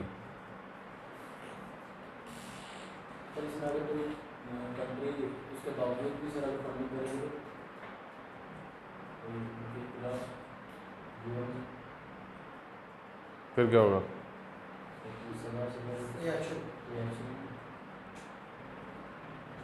फालतू बातें, नाम आ जाएगा उसका, फिर उस पर कार्रवाई करेंगे, उसको पकड़ेंगे, पूछेंगे क्या मसला है तेरा भाई, क्यों कर रहा है फंडिंग, तेरा भी एजेंडा यही है क्या, फिर उसको भी डाल देंगे लिस्ट में, फिर उसको कौन करेगा फंडिंग। ठीक है। It maintains the list, it maintains the list of terrorist groups or individuals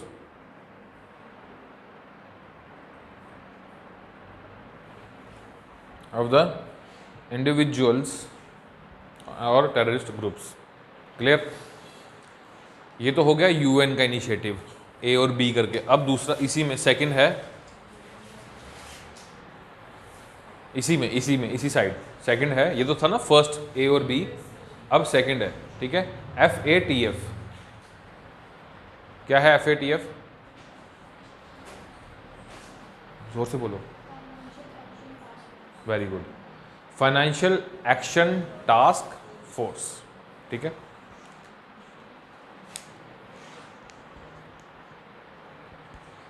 लिखो फर्स्ट पॉइंट इसमें, inter governmental body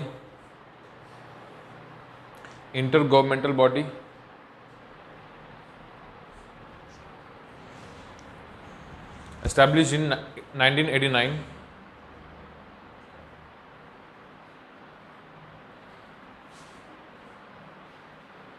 during G7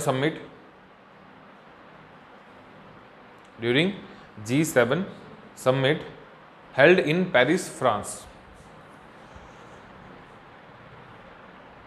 नीचे लिखो गोल क्या है इसका? To prevent money laundering. Sir ये वही जो ग्रे और वही है टू प्रिवेंट मनी लॉन्ड्रिंग। क्यों मनी लॉन्ड्रिंग को प्रिवेंट करना है? ताकि वो लोग टेररिज्म को सपोर्ट ना करें। मुद्दा सबका वही है। ठीक है।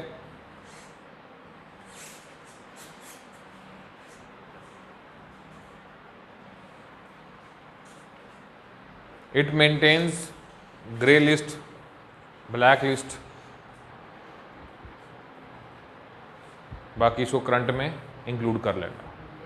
ग्रे लिस्ट, ब्लैक लिस्ट ठीक है, उसके हिसाब से कंट्रीज़ को उसमें डालता है कि तू कौन सी लिस्ट में, अभी पाकिस्तान ग्रे लिस्ट में चल रहा है, और उसको बोल रहा है कि तू जाके सबसे पहले तो टेररिज्म पे लगाम लगा, जो लोग उनको फंड कर रहे हैं उनको पकड़, और अगर ऐसा नहीं किया तो हम तेरे को ब्लैक लिस्ट कर देंगे, और अगर ब्लैक लिस्ट हो गया तो फिर उसको IMF से लोन लेने में दिक्कत हो जाएगी, वर्ल्ड बैंक से लोन लेने में दिक्कत हो जाएगी, अदर कंट्री से लोन लेने में दिक्कत हो जाएगी, क्योंकि वो तो यही सोचेंगे ना कि ये पैसा इसलिए ले रहा है क्योंकि इसने आगे टेररिज्म को फाइनेंस करना है। आप समझ रहे हो?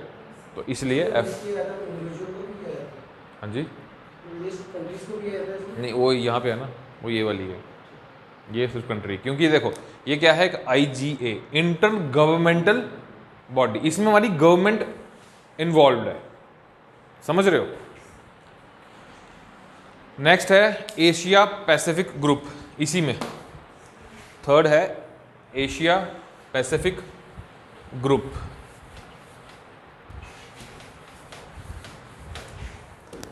कुछ नहीं है, ज़्यादा दिमाग लगाने की ज़रूरत नहीं है, ये भी एशिया और पैसिफिक लेवल पे उनका क्या है, ये एक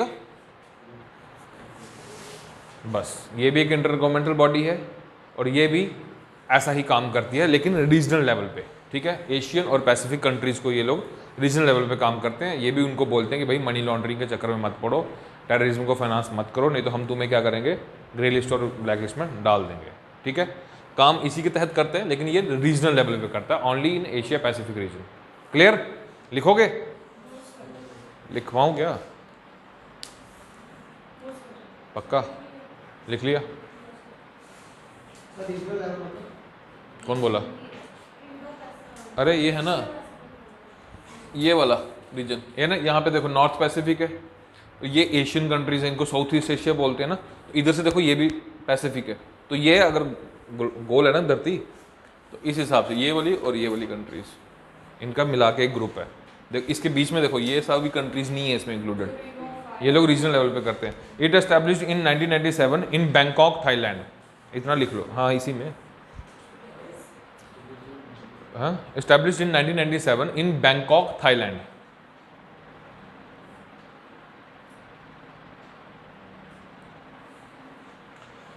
forty member countries, 41 member countries, बाकी काम वही है, ये भी इंटर गवर्नमेंटल बॉडी है। क्लियर? और ठीक है, ये था इंटरनेशनल लेवल पे, ठीक है। अब हम बात करेंगे नेशनल लेवल पे। नेशनल लेवल पे हमने क्या क्या किया है। पहला FATF, वही फाइनेंशियल एक्शन टास्क फोर्स। अब हम इसमें देखेंगे कि इंडिया इसमें क्या कर रहा है, ठीक है। India became a member of FATF in 2010। India became a member of FATF in 2010।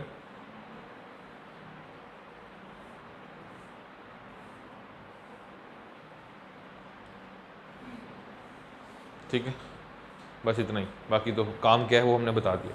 Next लिखो, prevention of money laundering act 2002, PMLA act 2002,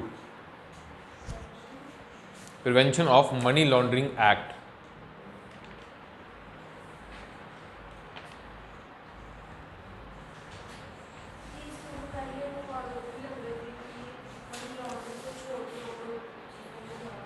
क्या?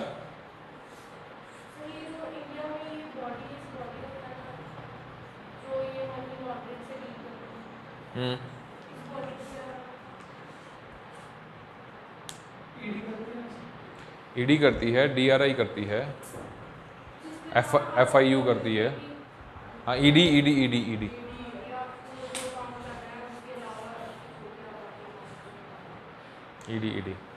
Enforcement directorate. क्या लिखा हमने? Prevention of money laundering act.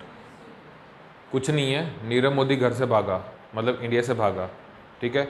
अब वो हमारी जुरिडिक्शन के बाहर है, ठीक है, और हमारा ऐसा कानून तो है नहीं कि हम उसको UK में भी अपने कानून के तहत सज़ा सुना सकें या उस पर कार्रवाई कर सकें, वो कानून तो यहीं लगेगा। लेकिन वो अपने पीछे क्या छोड़ के गया है? बहुत सारी property.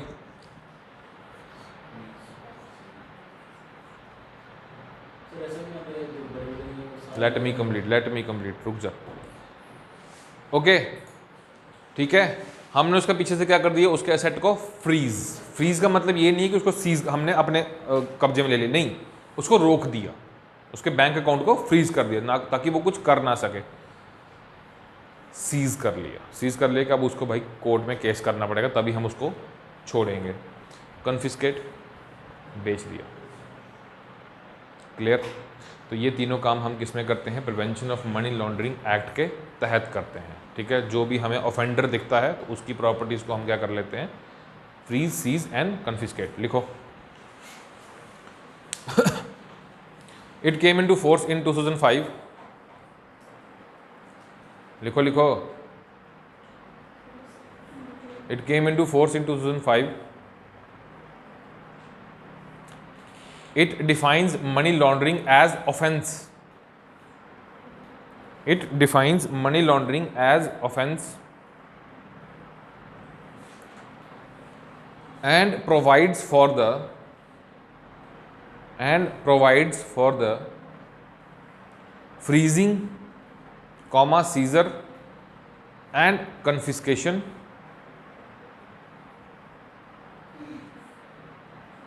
of the proceeds of crime, of the proceeds of crime। ठीक है, इसके फीचर्स थोड़े से लिख लो, एक दो point. Salient features of this act, क्योंकि ये इंपॉर्टेंट है। Salient features of act. First, RBI, SEBI, SEBI and IRDAI। पता क्या है ये IRDAI? नहीं पता? IRDAI नहीं पता? नहीं। टी कहाँ है यहाँ? टी तो है ही नहीं कहीं। इंश्योरेंस रेगुलेटरी, जो आपके इंश्योरेंस सेक्टर को रेगुलेट करता है। सेबी मार्केट को रेगुलेट करता है, ठीक है, स्टॉक्स एंड उस सब चीज़ों को। आरबीआई बैंक्स को रेगुलेट करता है। एक और सेक्टर है जिसको हम इंश्योरेंस सेक्टर बोलते हैं, ठीक है, उसको रेगुलेट कौन करता है? IRDAI। ठीक है, ये सारे के सारे PMLA एक्ट के तहत आते हैं। मतलब कि अब बैंक्स में लोगों का अगर अकाउंट फ्रीज करना है तो उसके लिए बैंकिंग को PMLA के अंदर आना पड़ेगा। ठीक है, अगर किसी की प्रॉपर्टी सीज करनी है उसको भी उसमें आना पड़ेगा। अगर किसी के इंश्योरेंस का रिलेटेड कुछ भी इन्वेस्टमेंट है अगर उसको सीज करना है तो उसको भी उसमें एम्बिट में होना पड़ेगा। तो ये आरबीआई, सेबी और IRDAI ये सारे के सारे PMLA एक्ट के तहत एम्बिट में उसके हैं। क्लियर? लिखो। हैब, हाँ जी, कौन है बोलो।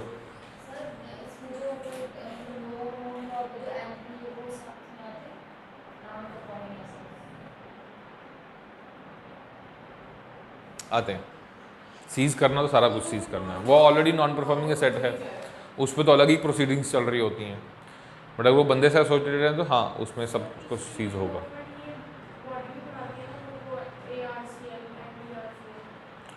National asset resolution corporation limited, this is what you are talking about, है ना?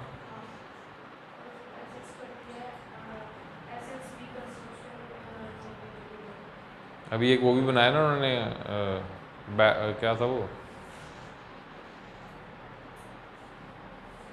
बैड लोन बैंक, कुछ ऐसे बनाया ना, क्या क्या नाम है उसका? बैड बैंक नाम है उसका, कुछ ऐसे नाम है उसका। मेरे को उसका नाम एग्जैक्टली मतलब वो है ना, नेशनल एसेट रिकंस्ट्रक्शन कुछ ऐसा ही है, डेट रिकंस्ट्रक्शन कंपनी, कुछ ऐसा ही है ना। हाँ हाँ हाँ, ये ऐसा ही है। ठीक है, लिखो।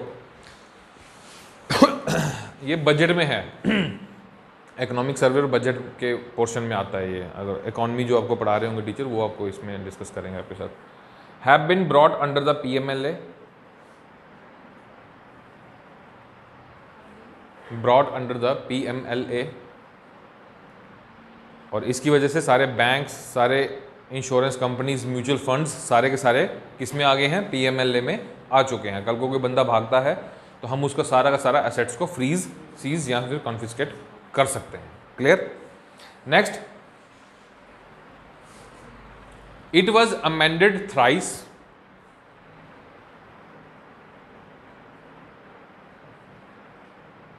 It was amended thrice in 2005, 2009 and 2012.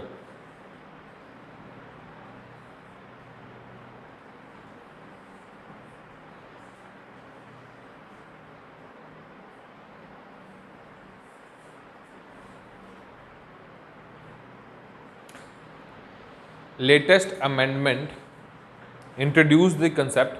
Latest amendment introduced the concept. It's a very important point. अभी समझाता हूँ, पहले लिखो. Latest amendment introduced the concept of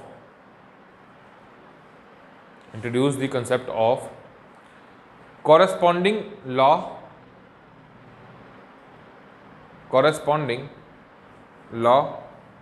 to link the provision of Indian law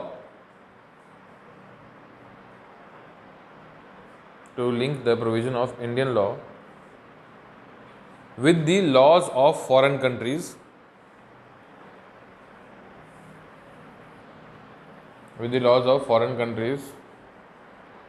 and to provide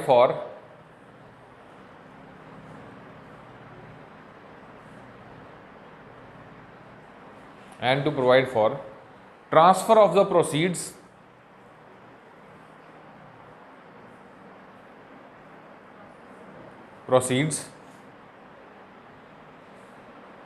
in offence committed in any manner in India.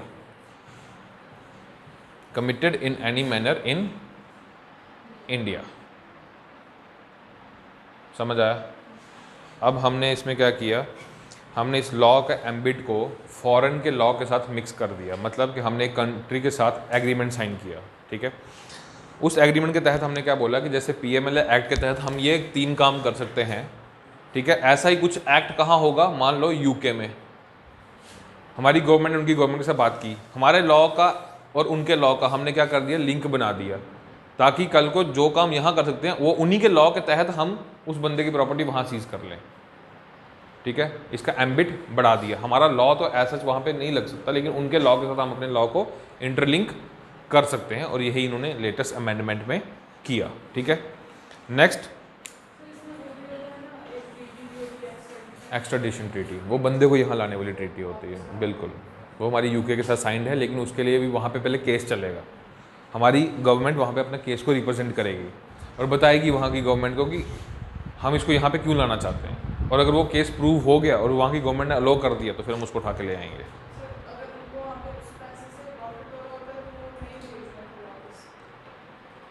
पहली बात यह है कि अगर वो वहाँ का सिटीज़न है फिर प्रॉब्लम हो जाती है, क्योंकि फिर अगर सिटीजनशिप ली हुई है तो फिर उस पर वहाँ का कानून लगेगा. समझ रहे हो? क्योंकि वो वहाँ के सिटीज़न हैं, हम कैसे उनको थ्रेट पोज कर सकते हैं? अगर थ्रेट पोज किया तो बहुत बड़ा टेंशन क्रिएट हो जाएगा कि एक सिटीज़न को दूसरी कंट्री आगे मार के. ऐसा थोड़ी होता है, लेकिन चुपके रशिया में होता है. क्या किया? ऐसे ही किया था वहाँ पे रशिया में, फ्रॉड करने के बाद ये यूके में, तो रशिया ने यूके को बोला कि बंदे तो मिल गए तो रात को टकरा गए. तो वो रशिया है, वो लोग कब तुम्हारी चाय में क्या डाल के चले जाएंगे, यू नेवर नो. केजीबी का नाम सुना है? केजीबी का नाम सुना है? केजीबी क्या होती है? केजीबी जैसे हमारी रॉ है ना, उनकी वो है. मैं आपको एक छोटा सा इंसिडेंट बताता हूँ. जब ये वर्ल्ड वॉर 2 में ये बर्लिन है, बर्लिन पता है क्या है? बर्लिन वो जर्मनी की वो कैपिटल है. क्या करते हो यार तुम लोग? ठीक है, इसके बीच में एक वॉल थी, वॉल क्रिएट की हुई थी. क्यों? इधर कौन था और इधर बाकी, मतलब यूएसए एंड ऑल दैट, मतलब नाटो वाटो सब. ठीक है, लेकिन जो वहाँ के जो रेजिडेंट्स थे पूरे बर्लिन के, उनको इधर उधर जाना अलाउड था. ठीक है, उनको इधर उधर जाना अलाउड था, जो बिजनेसमैन थे. अब जिसका बिजनेस होगा उधर भी होगा, उसके रिश्तेदार भी होंगे, तो उनको जाना अलाउड था, उनका पास बनता था. यहाँ पे कौन बैठा है?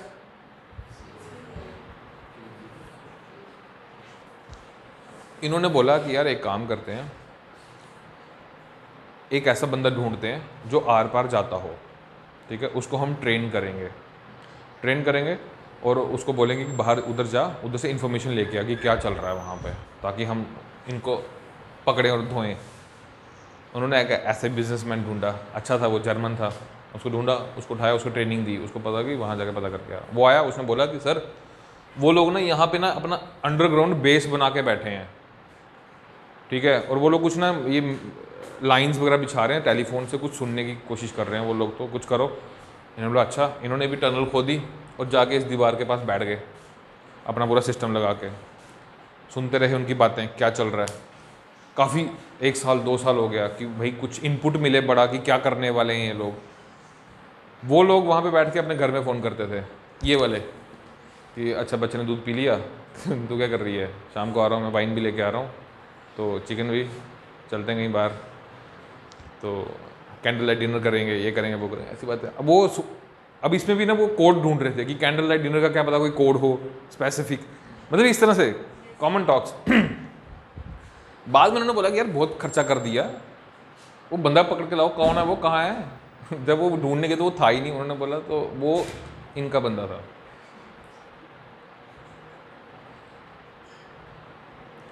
इसको अवार्ड भी दिया रशिया में।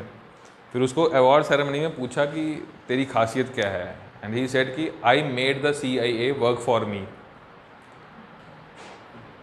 ठीक है, तो तुम्हें क्या लगता है वो किसी को पॉइजन नहीं कर सकते, किसी को मार नहीं सकते? बहुत डेंजरस लोग हैं ये। वैसे भी ये स्लैब नेशंस हैं यार, स्लैब नेशंस बेसिकली ये ट्राइबल्स थे, और ये वो खूंखार ट्राइबल, जैसे वो चंगेज़ खान का नाम सुना है? चंगेज़ खान क्या करता था? उसको किसी टेरिटरी से प्यार नहीं, उसको प्लंडरिंग से प्यार था, मार धाड़, बस लूटा बूटा चले गए, बस इंजॉय करता था वो। ट्राइबल है ना, और ऐसी कंट्री में रहता ही है जहाँ पे कि सर्वाइव करना ही बहुत मुश्किल होता है टेम्परेचर के अकॉर्डिंग, तो वो लोग शुरू से ऐसे ही मार घाट में चले रहते हैं। ओके, सो PMLA हो गया।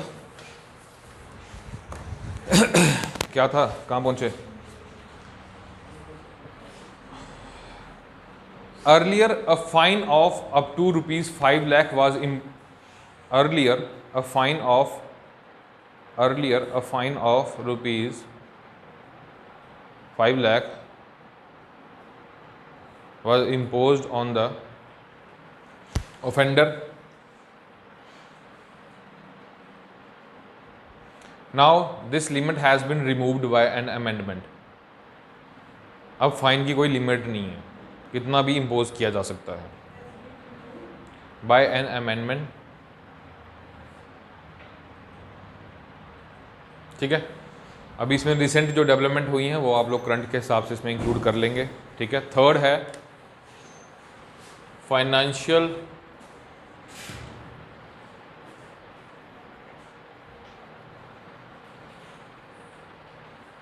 Intelligence unit, FIU।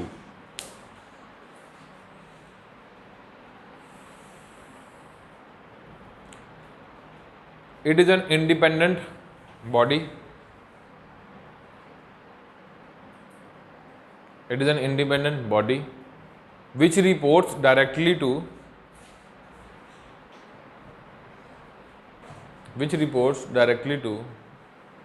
Economic Intelligence Council,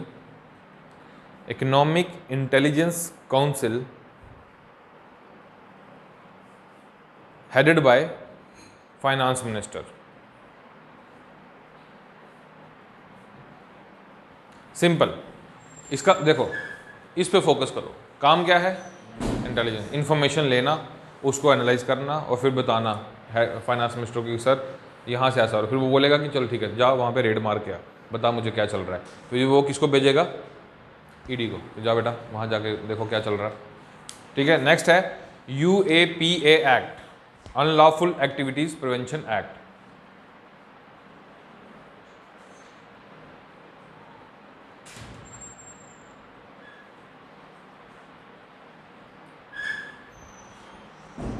इसमें क्या है कि जो भी बंदा टेररिज्म को लेकर सपोर्ट करेगा या कुछ भी करेगा उसकी प्रॉपर्टी को सीज़ कर लेंगे, ठीक है, और उससे पूछेंगे कहाँ से आया सोर्स, उसकी प्रॉपर्टी को सीज़ करके फ्रीज करके कॉन्फिस्केट कर देंगे, ठीक है, जो प्रूव हो गया। नेक्स्ट है combating financing of terrorism cell. Combating financing of terrorism cell.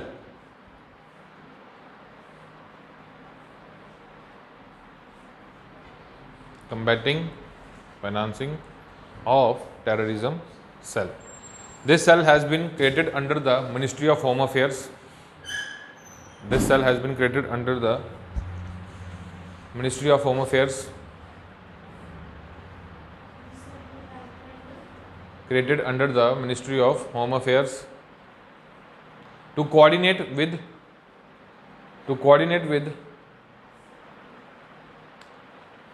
central and state law enforcement agencies.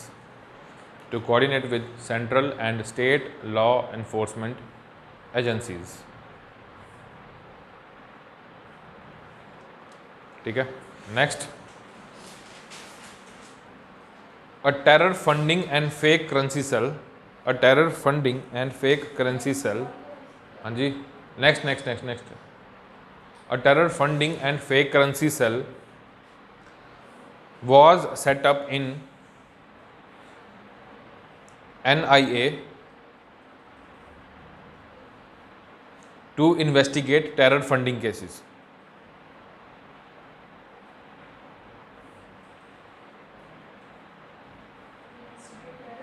Funding cases, ठीक है। अभी रिसेंट डेवलपमेंट्स क्या हैं कि इंडिया ने अब FATF में अच्छा खासा पार्टिसिपेट करना शुरू कर दिया है। उनकी मीटिंग्स भी अटेंड करते हैं ये लोग और उनके साथ सारी अच्छे से मतलब उनको बताते हैं कि हम क्या कर रहे हैं, हम आपकी पॉइंट्स पे ठीक काम कर रहे हैं, ठीक है।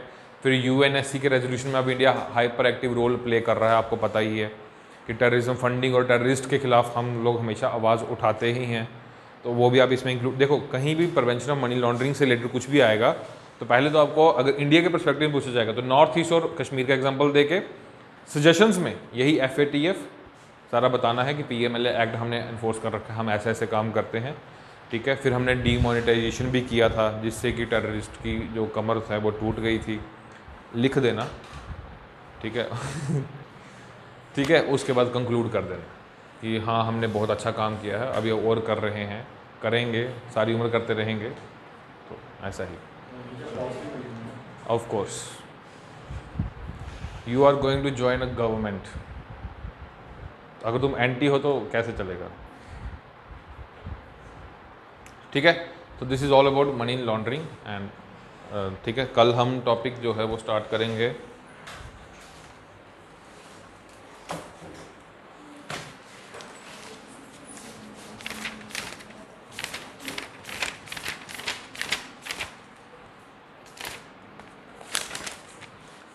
Various security forces their mandates हमने कर लिया है, चैलेंजेस इन बॉर्डर मैनेजमेंट हमने कर लिया, लिंक ऑर्गेनाइज क्राइम हमने कर लिया, टेररिज्म कर लिया, साइबर सिक्योरिटी कर लिया और मनी लॉन्ड्रिंग भी हो गया। अब जो हमारा मेन टॉपिक बचता है that is linkages between development and extremism. ये बहुत इंपॉर्टेंट टॉपिक है। कर दो, स्टॉप कर दो।